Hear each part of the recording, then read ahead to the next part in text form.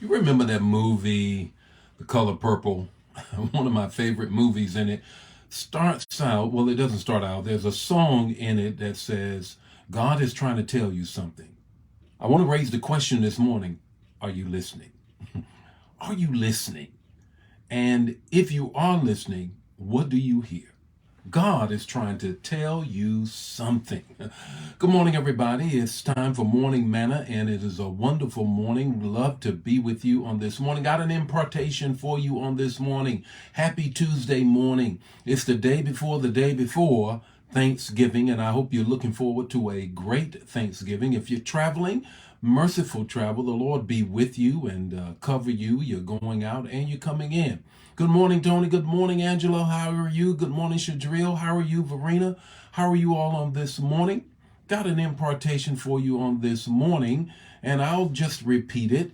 The movie The Color Purple, and in that movie, there's this song that says, God is trying to tell you something. You know, when they're at the juke joint, the church is just in earshot. And by the time the song is finished, they're all marching from the juke joint to the church. God is trying to tell you something. Well, I raised a question this morning. Are you listening? Are you listening? Good morning, Elizabeth. How are you on this morning? Pamela, how are you on this morning? This is our flow. I'm going to give you the text to talk, the takeaway. And what I need you to do is put the revelation that you get. Please put the revelation that you get in the chat area so others can get it as we share it throughout the day. Good morning, Arlene. Long time no see. How are you on this morning? Hope you're looking forward to a good Thanksgiving. Good morning, Brenda. Carolyn, how are you all on this morning? The twin sisters in the house. In the house. Let's get right to it. Are you listening? Are you listening? Here is the text. 1 Kings 19:11 through 13. The B portion of 13. After the fire, after the earthquake, after the wind, a still, quiet, small voice, one translation, spoke to Elijah. Elijah needed to hear from God. He was in trouble. Ahab and Jezebel was on his path. Said, we're going to take you out because of what you have done to our prophets.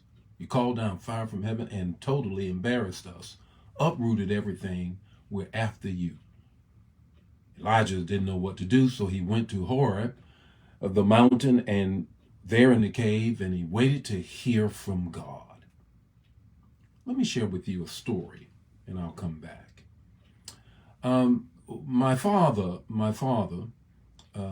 hearing went down when he was older, and it appeared to me that as his hearing went down and he began to lose his hearing, so did his health.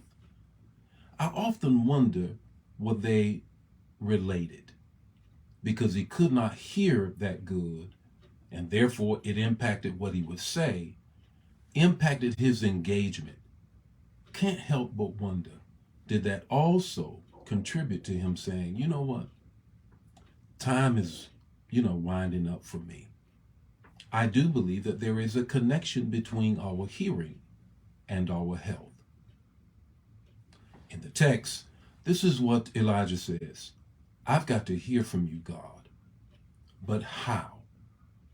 That's the question I want to raise. How do you hear from God? I have to make a decision. I have to do this, that, or the other. How do I hear and know that I am listening directly to your voice? The first thing is this. Jesus says, incline your ear to him. Incline your ear, cup your ear, your spiritual ear to him. Matthew 11:15 says this, he that has an ear.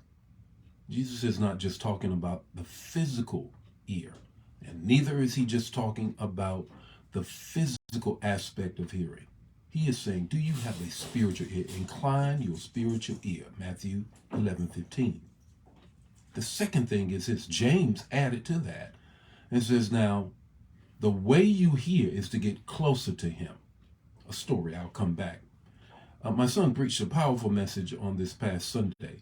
And one of the things he said, in order to hear the vital signs of the church, You have to get close enough to hear the heart of God. That meant a proximity. That shares with me when I see it in James 4:8. He says, draw near to me and I'll draw near to you. The closer you are, the better you can hear from him. The third thing is this. John said, make sure you know it's his voice.